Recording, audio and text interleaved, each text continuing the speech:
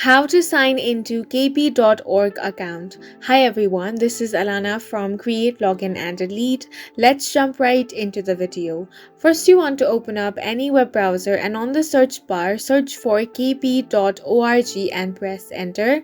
Then on the next page, you're going to be brought to the official website of kp.org.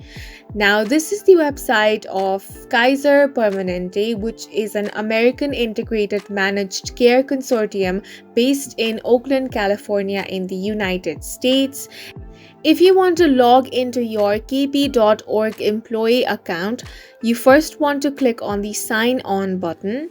Once you click on this option, it is going to bring you to another page, and on this login portal, the first step is to enter your national user ID. Then you want to enter your password.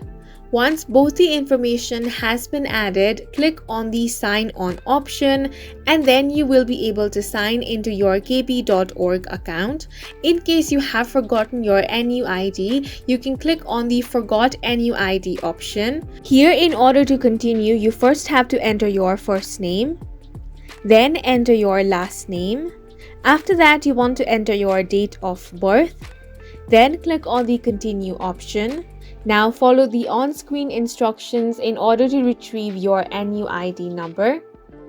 In case you have forgotten your password, you can click on the Forgot Password option.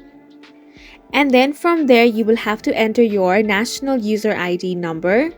After that, enter your date of birth. Then click on the Continue option, and after all the verification process, you will be able to reset your password and create a new one. And that's it for this video. Please make sure to hit the like button and subscribe for more helpful tutorials.